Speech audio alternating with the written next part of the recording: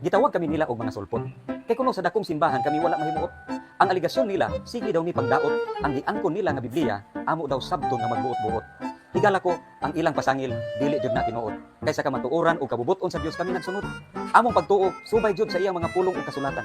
Sagdi lang og gamay ni, basta sa Dios kami mahimutan. Ang sulpot, kadtong wala magsunod sa kamatuoran. Kay ang sugo sa Dios, ilang gisupat, gibalitan o gipasipadaan. Pagkabalaan sa adlaw ipapahulay, gibalhin sa Domingo. Nabutahan sila kay ang ilang gisunod sugo ni Constantino. Mga sulpot daw mi, kay ang among pundok hinimo og Amerikano. Apa nasayod ba mo, nga si Ellen White, sinugo nga mensahero sa Ginoo? Ang iyang mga sinulat og tambag, makapabag-o jud sa tao. Mga tagna niya, nangatuman karon og kaniadto. Sulpot daw mi, kay dili ni mukaon og baboy. Mukaon di mi, bisag dili ipalamoy. Ingon ang Ginoo, ayaw kamo pag-inom og bino, kay ang paghubog-hubog, sunugon sa impyerno.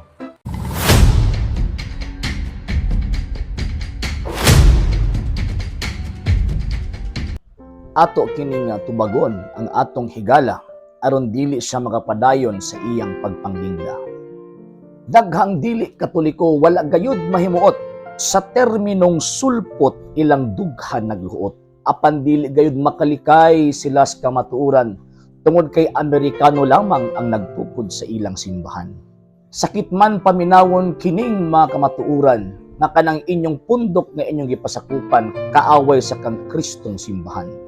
Bisan pa og kamilyon nga mga kahigayunan, inyong angkunon ang tanan, apan dili kamo makalikay sa kamatuoran na sulpot ra gyud ang inyong simbahan. Nagtuman daw sila sa kasuguan, nagtuman daw sila sa kasulatan, apan kining tanan walay kapusalanan kay ang kamatuoran sulpot ra gyud mo nga simbahan.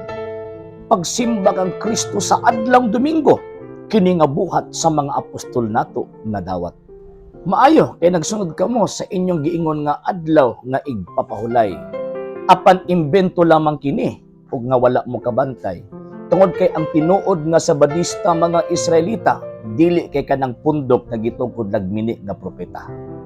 Pagsimba kang Kristo sa adlaw Domingo, kini nga buhat sa mga apostol nato nga dawat. Kung ang ilang basihan kinahanglan mabasa gyud sa kasulatan, o kining adlaw nga atong pagsimba, sigurado mabasa gyud sa Biblia. Wala kitay supak sa adlaw nga igpapahulay, tungod kay sa Hudyo lamang kini nga klase nga pagbantay. Apan alang nato nga sakop sa Kristohanong katilingban, sundon nato ang mga apostol nga sa unang adlaw sila tigsimbahan.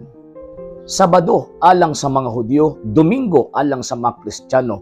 Kung naapay mo sobra ni ana, nasayod kita nga kana iya nagyud sa yawa.